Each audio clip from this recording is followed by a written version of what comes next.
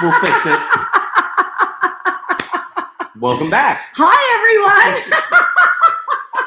Let's get started, shall we? Let's get started. Well, dang it. That was such a great line. It was so good so far. And scene. Hi, everyone.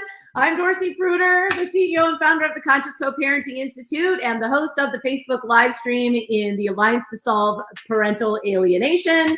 And I am here today with a special guest, Sal DeGuardia, and I apologize. We've been live for 11 minutes, just chatting away and sharing all this great conversation. It's amazing. So sorry you missed it. Sorry, we'll see you next week. We'll see you next week. Just kidding. So we'll just start again, I guess. Yeah, so for those of you that are now tuning in, hi everyone. Hi Beverly, hi Carolyn, and hi Robin. So good to see you guys. So today I have a special guest, Sal DeGuardia. And if you don't know Sal and I we've known each other for several years. He's my bestie, and he's one of our CCPI coaches. How long have you been a coach? Since 2000 Wow, 17? 2017, I think, yeah, I think 17 is right, yeah. And sorry, I don't know if you could have even heard us before, but we'll go ahead and start again. We are together. So Sal and I have just launched a podcast, Rebuilding Me. So today our second podcast dropped this morning. So if you haven't heard it, make sure you go and listen to it. I'm sure there's a link somewhere in the Alliance. And then also on rebuildingme.com, right? Is that what it is? No. Rebuildingme.us. And there's a link to the podcast there, either Anchor or Spotify or wherever. Exactly. So you can listen to it everywhere. It's really great. We drop a live podcast every Friday morning. And then, as you guys know that have been coming here every week for the last few weeks, I do a Facebook Live. The reason that Sal DeGuardia and I are together is we're actually hosting a family for a High Road to Reunification. So we're on day 2 of High Road. And even though we've already talked about this, we're going to talk about it again since we weren't on our live stream.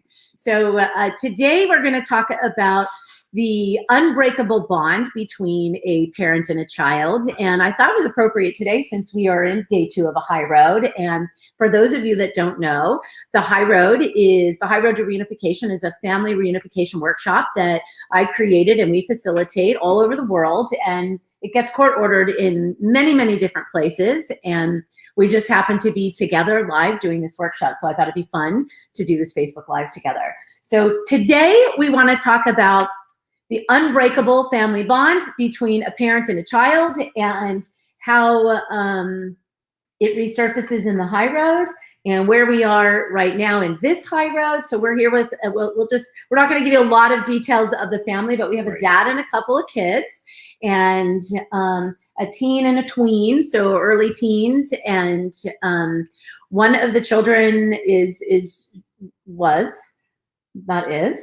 was severely alienated, and like all kids, they come in hot, right? Like angry and you know, totally, yeah, completely covered up. You know, you guys know this child, yeah. And so why don't you share, Sal, what you've observed in the last couple of, so we're on day 2, we've just finished day 2. So why don't you share with our audience what's been going on, and we'll talk a little bit about the authentic child, when the authentic child entered the room. And is it true? Is it true? Because I could talk all day long. You guys, you've heard me a million times, all of you hear me talk about the unbreakable bond. What does that really mean? So what does it mean to resurface the unbreakable bond? Besides magical? Yeah, besides magical is the magical's the word that the flavor du jour, right? And I say it all the time, but my coaches make fun of me. And I texted the dad last night, like, how's everything going? And he's like, there's just no other word for it. Magical. And I started laughing. So Barb, if you're listening, you'll laugh at that. That's the feedback. But besides magical, what's happened? I mean, it really is incredible. And again, it's being careful not to give too much detail out about the family, right? Or the kids. But I'm, first of all, I'm supporting Dorcy. So it's her workshop to lead. I am simply here to, co-lead and hold whatever little space I can. Big space. Teeny tiny little corner of the room that's mine, and the rest is Dorcy's. No, but it's incredible to see, because I've experienced it myself, so I know that. So for those of us that are the chosen parent or the alienated parent, there are those moments of like, I'm just going to give up. It's too hard. I don't want to, and we make it harder on ourselves than it has to be, right? So just having to go back to the well and just go, all right, what can I do to make it really easy for my kid to show up? Whether they're a tween or an adult or, toddler, like at any age, what can we do to make it super easy? And that's where it's tough. The first couple of days of the workshop, it's tough for even the parents that, have received tons of coaching to really make it easy. And what's been really neat, though, is we've seen in this family specifically, we've seen the authentic child literally pop up on the first day, which I don't want to brag. I called this one. He did. So before we got here, he was like, yeah, I have a feeling on this one. The authentic child's going to enter the room on day one. Just smell it. So can somebody let me know? I want to make sure you can hear 100%. us. So I don't know if you guys can hear us, because I see, Carolyn, you said, so glad to have the screen, you guys. Can you actually hear us? So can somebody just pop a note in there that's watching and let us know if you can hear us? Because that would be another technical faux pas if we've been recording now for 20 minutes. Yes, otherwise we can mime the rest of it. Thank God. Okay, so the rest we can handle. All right, so good. Yay, thank you so much. We don't have to mime. Okay, right. Good. I don't know sign language. So anyways, thank you guys. Yeah, so the authentic child. So cool. If you don't know who the authentic child is, or you don't know what I'm talking about because maybe you're new here, or you haven't heard me talk about that, or you have and you're not sure. The authentic child is the authenticity of your child. So the child you know and love, the child that is unconditionally loving to you, and you're unconditionally loving to that child that you had a relationship with before the bond was obstructed. And so when we say when the authentic child enters the room, this is your beloved child who feels free to resurface the unbreakable bond, right? So Sal's done several high roads with me. We haven't done it in a while together. It's been a while, yeah. And so we're here together, and he called it. He knew that the child was the authentic child would enter the room on day one. So he did. He entered the room yesterday, and he's just, a delightful kid. And they're all great kids. And so now we're on day 2, and share with our audience, without divulging a lot about the family, right. But share with everybody like what happens on day 2. Like where are we? What's going on now with the child? So the authentic child entered the room. Authentic child shows up. Oh, and by the way, they stay with the parent, right? So last night, true, yeah. Goes home with the parent, child stays with the parent. In this case, the child was already with the parent for a few days. It was rough, right? So, but the child goes home, stays with the parent. So they don't stay with us. And some people think the child comes to us and we're doing something with the child. No. The family comes together. And something that's different, I think, or that people don't really realize, is that the high road is about integration, not about elimination. So even though it requires a protective order or temporary no contact, it's still about integration. So it's about integrating both parents back in the child's life. So we're teaching the child how to be in relationship, or the children, with both parents. And so when the child feels free, right, to be themselves again, the bond resurfaces, right? And the authenticity of the child reemerges. So what happens on day 2? Because I can talk about it all day, but you guys have heard me talk about the high road. But since we're here together, why don't you share, Sal, what's going on? Yeah, day 2 is pretty cool because we start to see the little empathy center in the authentic child's heart start to open up a little bit, and that's when they really start to kind of pop forward. And pop up to say, hey, I'm right here. Here I am. What's crazy is, as alienated parents, right, as chosen parents, we tend to, again, we don't know how to make it easy, right? And we just forget how to be parents or how to be adults even. And so there's this weird mirror dance of like, well, the child has been like this, so now I'm like this, and I don't know what to do now, and this is weird, and it doesn't have to be weird. You just go with it. So we're working through some of those growing pains, maybe a little bit. Yeah. It's the dance of stepping into your leadership again as a parent. Right. So we don't volley the parenting ball back to you until really day 3. Sometimes like now, but really day 3 is where we lead less, volley the leadership ball, parental leadership ball over to the parent and say, here you go, mom, here you go, dad, you're in charge, and guiding the process. So it is awkward because you guys know when you have a child and they're like, don't touch me. Parents react to how their children act. And if the pathology has been going on in your family for a long time, then you're like, almost stunted, right? It's like, right. I don't know how to lead as a parent. And so what I hear you saying is it's so much easier for the kids if you create that soft place for them to land, make it easy by being open, by sitting with open body language, right? By leaning into the child and really even in your mind, inviting the child in, letting them know it's okay. So sometimes with alienated kids, if you're like, hey, they're like, and then the parent retreats back and it's like 2 days later, it's like, no. Even when they wince, it's just a reflexive response and you can just still be present. And this child's like, by the end of the day, like, these children were so cute. These kids were so just darling. Right back to normal. Like their total authentic selves showed up. Yeah. And even with us, when they came in and initially there was that moment and we see it every single time. Every time. Where children come in and they're very defiant and they're gonna stand their ground and they know their rights, like you said earlier.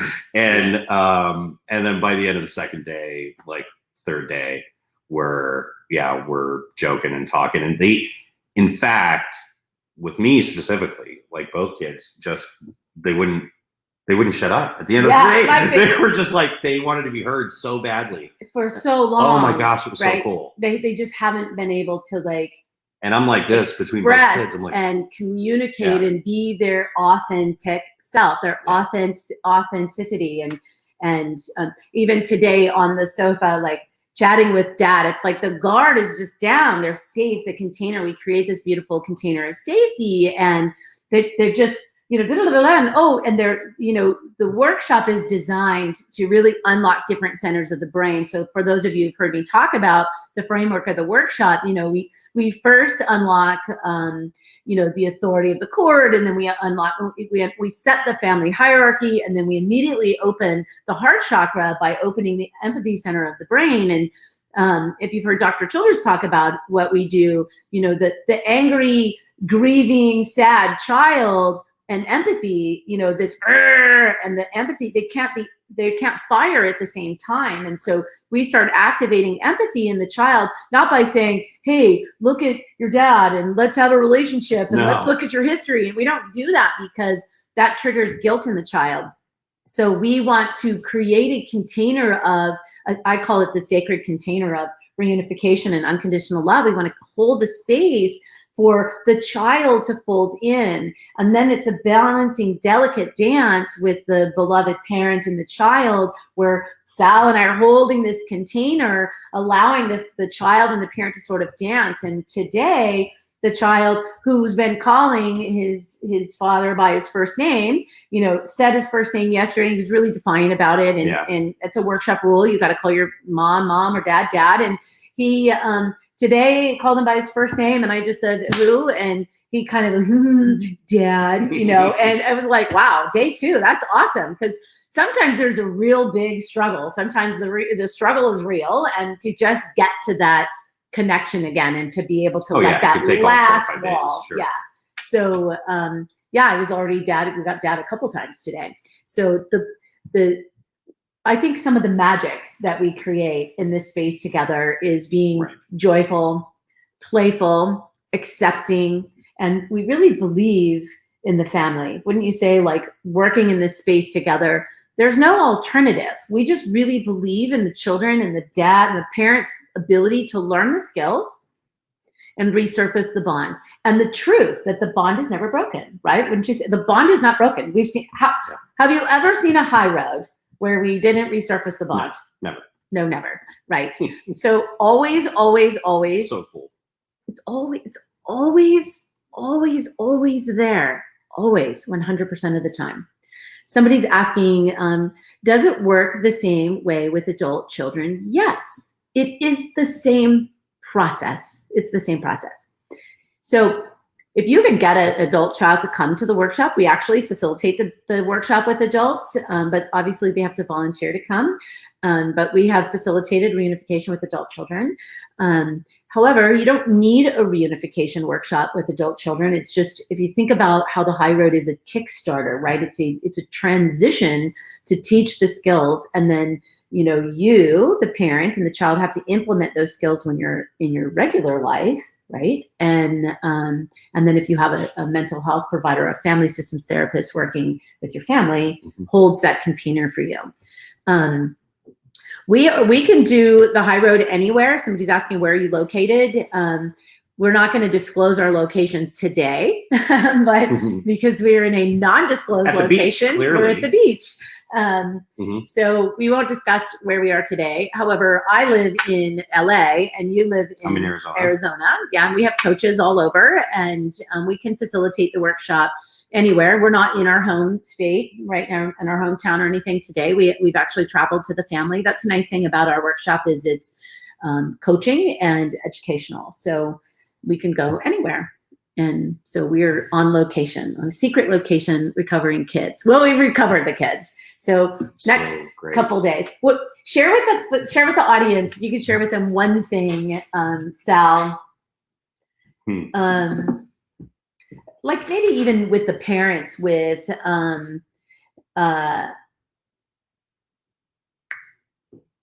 what they could do, maybe the ones with adult children, what's the one thing they could do? Because you have adult children, and why don't you share with them a little bit about what's happened with you recently with your adult child?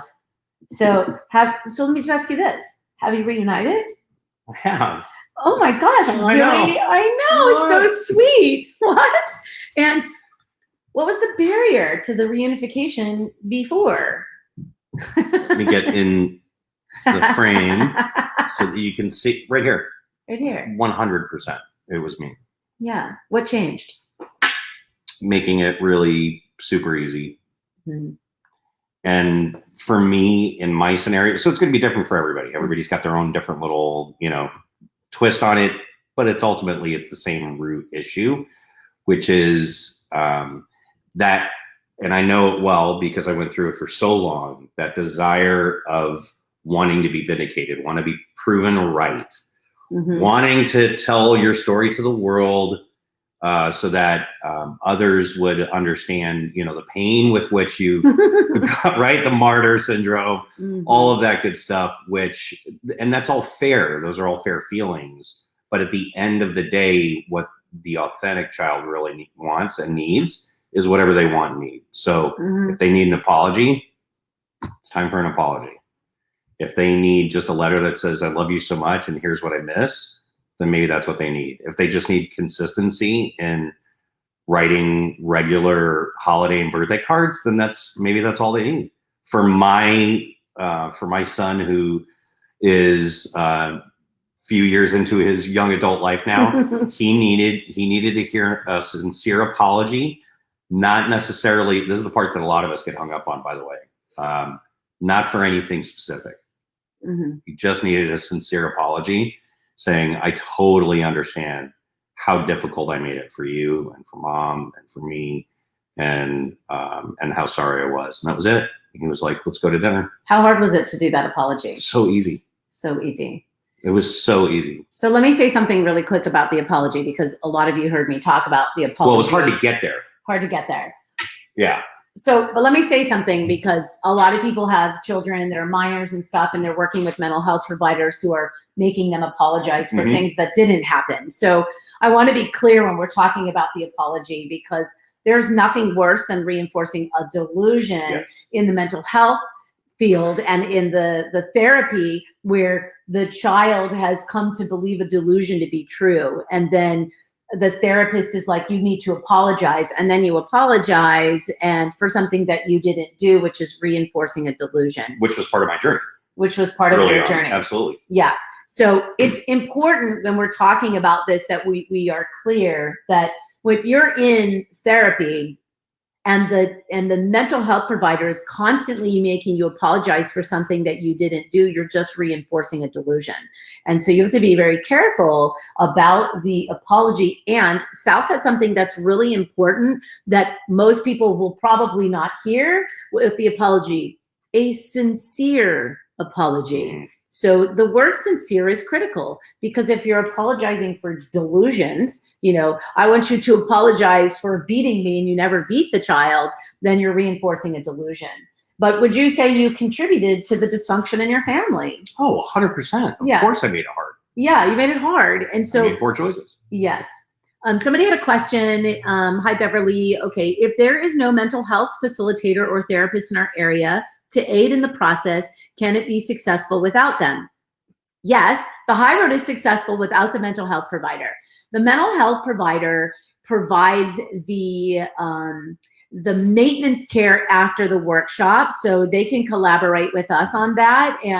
But once we recover the child, and really you, the parent, the relationship, we resurface the unbreakable bond, you learn the skills. So you would take what you've learned in the workshop to the mental health provider. You'd find a family systems therapist that is willing to follow the protocol, follow what you've learned in the workshop, and to just reinforce that in your family systems therapy, right? In your therapy. It's different than traditional talk therapy. So what we teach is skill building and conflict resolution skills and how to deal with this family dynamic, and teaching children how to be in relationship with both parents. Some parents are pathogenic. Sometimes both parents are pathogenic. We've done high roads where both parents are pathogenic. We got a narcissistic dad and a borderline mom. What do? Get out? No, we teach the child how to be in relationship with both parents. And shocker, we're all a little bit crazy. Like we're probably all a little bit diagnosable. Speak for yourself. Let's see. Was there another? Thank you so much for sharing, Sal. Oh, look at my team. Good. So we wanted to come and do this quick live to really just give you guys hope, to anchor in the truth, to have somebody else share with you, not just me. We're at a live workshop. We finished day 2. Bond was resurfaced yesterday. Kids are doing great. Tonight, the family is out having fun. Let me just make sure they haven't sent me any messages. No. So far, so good. So far, so good. Usually, we usually don't really have setbacks until like day 3, when they sometimes struggle with a communication. It's usually the parent. The truth is, the hardest to recover in the workshop is the parent. When you say, like, they have the hardest time, like, softening into being that soft place to land and making it easy. Wouldn't you agree? Like 60 to 80% of the time, it's a lot of the work. Is with the parent to really make it work. You mean 60 to 80% of the workshop time? Right. 100% of the time. Sorry. The parents are the hardest to recover. Yeah. There's been so many. There really have. There's been so many high roads where the kid shows up on the first, second day, and they're ready to rock and roll, and the parents still just stuck, like just in our own way. We just are. And this one's been a lot of fun. It's not actually, as far as my experience so far, it's not that common for the family to get out and like start doing fun stuff on the second night either. Like we might recommend maybe go out to dinner or something like that. But this one really, I could tell when you sent them off, you said, just go have fun. Just go be a family. Just go enjoy each other's time. And we didn't have any concern whatsoever that was going to get shook tonight. So that's pretty cool. Yeah. Oh, don't make me cry. Don't make me cry on Facebook Live.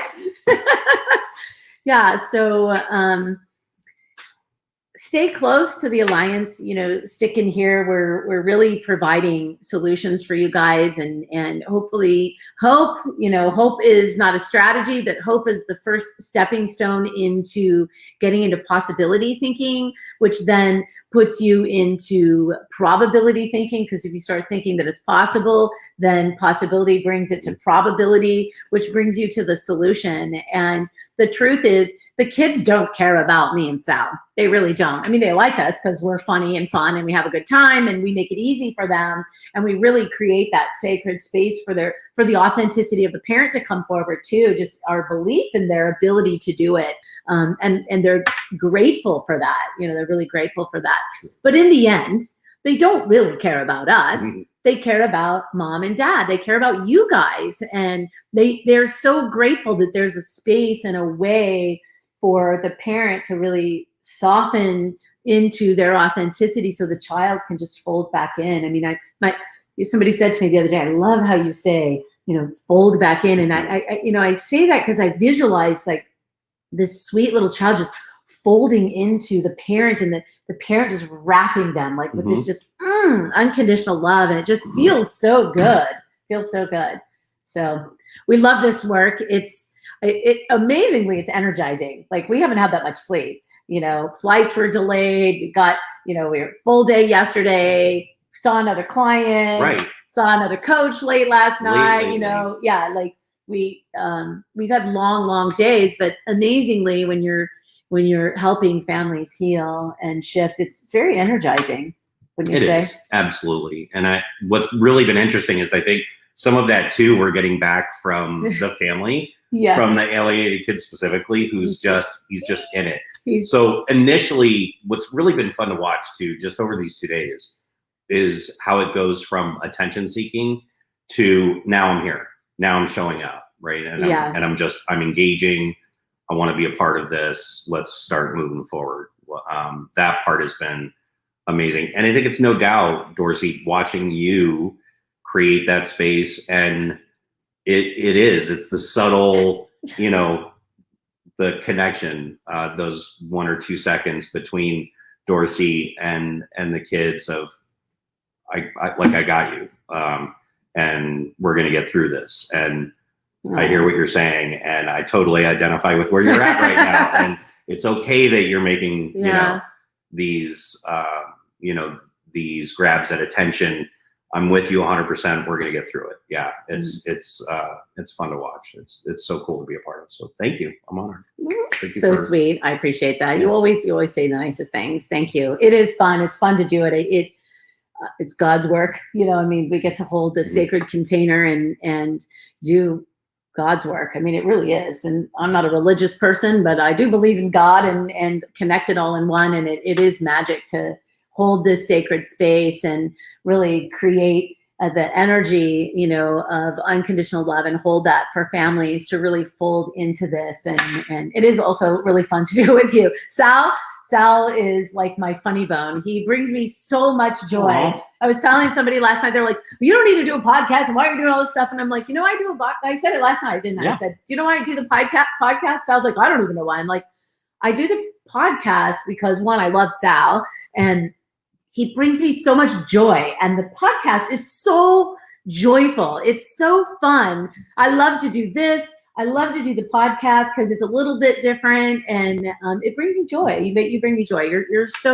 Sal's a good guy. He's I'm recovering Sal here at the High Road too. No, he's a good guy. He's so funny. He makes me laugh.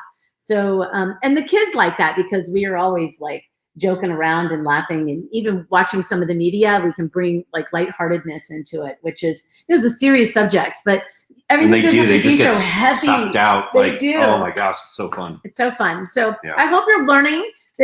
We're modeling for you how you should be for your children. Be joyous, be playful. When the toxic rubbish is coming at you, I've said it a million times. Don't forget to put in your smell good lighter. Let them put the garbage in. The little things, the quips and stuff that are coming out, they're just getting that last bit out. Let it come out. Get rid of it. Don't take it personally. Your children love you. The bond is never broken. I hope you learned today. Just listening to Sal and I talk about the high road and where we are and on day 2. And I'll just close with this. Parents always say, well, you don't know, my situation's the worst. Everybody tells us it's the worst case of alienation, or you don't understand. And we really do understand. And as a matter of fact, this court order, the judge said parental alienation in the court order at least 10 times. Like I've never read such a tight transcript and order. And the mental health provider said, this is the most pathogenic or most alienating parent I've ever encountered in 18 years. And the court actually gave the dad, full reign. And one of the things I thought was really interesting, and I wish they would always do this, is the realization of what the court and even the mental health provider were like, this is going to be really hard. Like, this is one of the worst cases of alienation. It said it right in order, didn't it? Mm-hmm. And this is Dad's got a lot going on, and this is good luck, Dad. Yeah, this is it was almost like the judge said, "Hey, good luck, buddy. Take the recommendations." It's up to you, Dad. But I don't know what I'm going to do, but good luck. We're kind of done here, and you figure it out. And day 1, we have the kid, right? Like that, the authentic child. Day 2, he's dancing around and super funny and chatty, and the authentic child is here. So I hope this gives you hope and courage and a reminder of who you are, how important it is to shift from the victim mindset, target parent, to the unconditionally loving, victorious parent of the chosen parent. So target means that there's a target on your back and you're a victim. And the chosen parent says, no, you're not. You're actually the parent with the ability, the bravery, the courage to learn the skills to step into this space to recover your children. And so just shift. It's just a slight shift in the way that you're thinking that changes everything. So with that, there's a couple of things. Let me just read a couple of comments really quick before we go, because we've been here for a while. Let's see. I'm encouraged and thankful for these live chats. Oh, thank you, Beverly. I'm glad you're coming. I've seen you on the live chat, so I'm glad that you've been coming. Sun's coming through on my face. Mm-hmm. Judges don't believe the bond is never broken. That's the key. A professional to say the word alienation. Mm-hmm. It's not the key that the professional said the word alienation. Actually, I think it's bad that the judge said parental alienation, because it's not proper terminology. The judge should have said child psychological abuse, but that's on the mental health provider. It's what you believe, okay? It's what you believe that changes everything. When you say it's the judge, then you're giving your power away to the judge. You're moving from the chosen parent who learns and has the skills to the victim parent, the victim mindset parent, and giving your power to the judge. The moment you shift your belief system and you change how you're showing up, you change your wiring, which changes the wiring in everybody in your family. Get the problem out of the equation and the child will be recovered. Not necessarily true, because you could remove, so the problem was removed from the child before, and it still doesn't remove the pathology that's anchoring into the child. So we actually have to recover the child and teach the child the skills. Then we recover the parent, teach at the same time we're teaching the parent skills, and we also teach the pathogenic parent the skills through their mental health provider and the maintenance care provider. So that actually is not true. Get rid of the problem in the equation, and we don't eliminate. It's not solved by cutting out. It's not. It isn't. It's solved by integrating and reintegrating the entire family together. Not just eliminating the pathogenic parent. Exactly. So that's a limiting belief. Judges don't know or are trained in mental health. True. Alienation is the abbreviated version of the mental health terms. Alienation is the lazy mental health providers term that they use to create a new form of pathology. It's actually improper. And so mental health providers should be using child psychological abuse. Mental health providers should be using pathogenic parenting. They should be using things like narcissistic borderline parents. They should be using emotional cutoffs. They should be using attachment system suppression. They should be using personality disorder fingerprinting in the child who's causing it.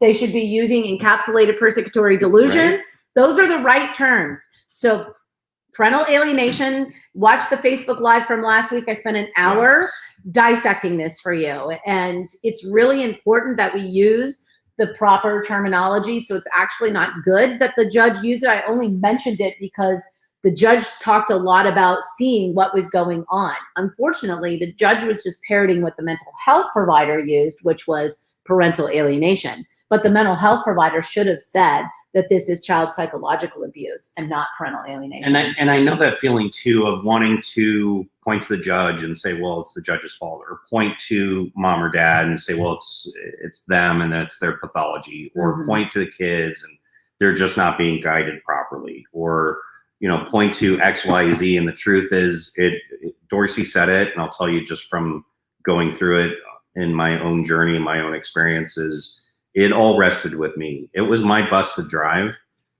and I made conscious decisions to let other people drive that bus for a long time, a long, long time. And it wasn't until I finally, not in a forceful, like, burn the village down way, like, burn it all down. That was not, scorched earth wasn't going to solve it. But me getting back in the driver's seat and understanding, I had a lot of stuff to clean up internally and to do some work. And that's where the magical one here. I'm like a unicorn. Right. And not just in the parenting space, right? Just as a human being, like figuring out how to show up as an authentic human being, that could then go forward as a parent. In my purpose was life-changing. That was absolutely life-changing. Those conscious decisions to do the work, to go deep, to clean it up inside, do all of this first, that everybody else started showing up differently, period. It's true. Yeah. I know you guys have heard me say it. Rob and I absolutely know you've heard me say that. I see your comment there. You've heard me, if I've said it once, I've said it a million times. Shift how you show up, and everybody around you shows up differently. And it's really, really true. And Robin says, really appreciate the courage to be vulnerable. Yeah, totally. Vulnerability is like, boy, talk about creating the soft place to land, being that space of vulnerability and having the courage to do that is really, it's this, right? It really is. And we demonstrate that when you say that's like what a lot of the holding the sacred container is for the family, is being in that space of empathy and vulnerability, courage. Yeah. Sal's a baller, you guys. Like, he really is. You can see, but hopefully you feel his energy. He's just very joyous and fun, and he's done a lot of work and different. You think than 5 years ago, maybe? Yeah. Well, there's a point where you kind of disappear. There's a reason he hasn't done a high road in a while. He kind of like went into his dark spot of self-loathing, right? And this can't be real, and all of those things, and then emerged out of that, like, oh, maybe this is true, and let me do this work. Wanted so hard. I really did. I wanted so hard to believe and blame everything and everyone around me. That it was everybody else's fault. And everybody has a part to play, but we have a lot of work to do to clean up our side of the street and to start moving forward. Somebody said, being authentic and being denied contact for false allegations is the problem. Is not the authentic parent. It's the mental health professionals who refuse to acknowledge the real problem. Yes and no. So I hear what you're saying, and false allegations are brutal. Ask me how I know. And yes, false allegations should be dealt with. You should not take them lightly. You should make sure that you litigate that properly, that you have proper legal advice, and that you're taking care of that properly. Mental health, there are a lot of incompetent mental health providers. Choose wisely, ask the right questions, and decide what you want. How do you want your custody situation to turn out? How do you want to overcome those false allegations? What are you going to do differently, and how are you going to drive the bus? And false allegations come from a very deeply held unconscious belief, and you attracted the person that's bringing on the false allegations in the first place.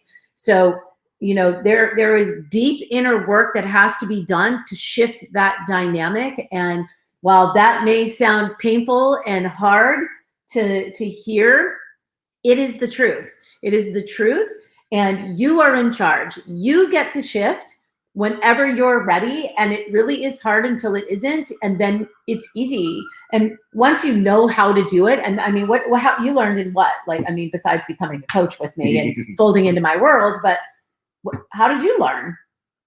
Absolutely, doing the work with you. Doing the work. Yeah. What could they do? What? Like tonight. I was going to say tomorrow, but I'm like, don't wait for tomorrow. Go tonight. Go sign up for Higher Purpose Parenting. Like, just go do it. Higher Purpose Parenting. Yeah. It's foundational, right? Deep. Yeah.